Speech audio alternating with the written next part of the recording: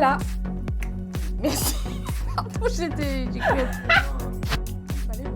J'ai rencontré la foi en même temps que j'ai rencontré la musique. C'était vraiment lié, quoi. Vraiment lié. Et avant que je fasse du piano, donc j'ai commencé le piano à 10 ans, et avant ça m'ennuyait. Et à partir du moment où j'ai commencé à faire du piano, voilà, j'étais peut-être un peu plus sensible. Et puis surtout, j'ai grandi et puis j'ai été au club d'ados. On appelle ça le club d'ados.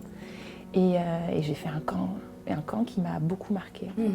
Et je me dis, waouh, je dis merci papa, merci maman, parce qu'on n'a pas du tout subi de pression en tant qu'enfant de pasteur ou quoi. Alors, oui, on essaye d'être des enfants modèles plus ou moins, mais j'ai pas senti cette pression plus que d'autres enfants, d'être sage ou quoi que ce soit. Tu n'en as pas souffert. J'en ai pas souffert parce que j'étais le fils du pasteur. En fait, souvent, quand on a un objectif dans notre vie, on n'accepte pas qu'on va devoir passer des paliers. On dit que voilà, aujourd'hui on est là, notre objectif il est là, alors on veut aller tout de suite, on se dit voilà, dans 3 mois et des fois, quand on n'y arrive pas, alors on se remet en question, on dit voilà, peut-être que je ne suis pas faite pour ça, c'est pas fait pour moi, je ne suis pas la bonne personne, je ne suis pas à ma place, alors que peut-être que c'est pas nous le problème, c'est l'objectif qu'il faut changer, c'est la méthode qui doit changer en fait.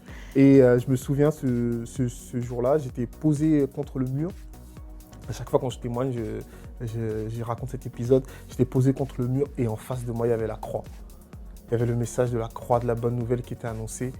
Et quand le prédicateur a fait l'appel, je me suis avancé et à chaque pas, je m'éloignais de la cité, je me rapprochais de la croix. À chaque pas, je m'éloignais de la cité, je me rapprochais de la croix. Je ne pensais pas que je pouvais apporter quelque chose à qui que ce soit. Voilà, donc du coup, je me mettrais en retrait et jusqu'à ce que je découvre que non, que j'ai plus que ça, quoi. Le Seigneur ne m'a pas donné un esprit de timidité, mais un esprit de courage, un esprit de force. Et voilà, ça a changé. Et je pense que jour après jour, et j'encourage tout le monde, c'est de ne pas limiter Dieu et de faire des pas de foi. Et un pas après l'autre, et Dieu nous laisse souvent en fait de la lumière juste pour un pas. Mon papa comprenait pas ma foi, ma maman la comprenait, mais ça reste un déchirement.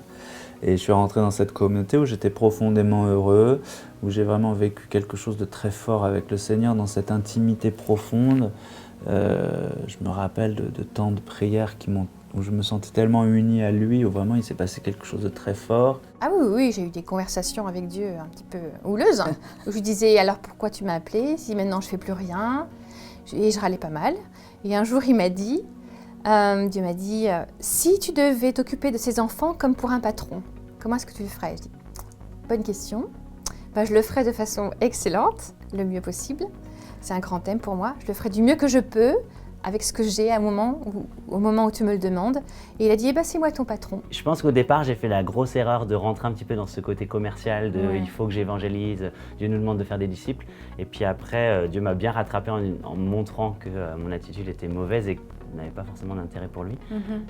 Et aujourd'hui, je pense que la vraie seule mission du chrétien, c'est d'aimer. Et si en plus l'amour qu'on lui donne lui permet de rencontrer Jésus, alors on a rempli cette mission derrière, mais la première mission est d'aimer. La chose la plus insupportable quand on partage ta vie. Le manque d'exactitude. La chose que tu considères comme étant une corvée. Faire le ménage. Nomme un personnage de film ou de série qui te décrit parfaitement. James Bond. À côté de toi, là. Oups là, je perds mon matériel, mais c'est pas grave. Alors, il y a la tête du serpent, Jésus est ressuscité. Ouais. Et l'écrase de la tête du serpent, on y va? On y va. On écrase.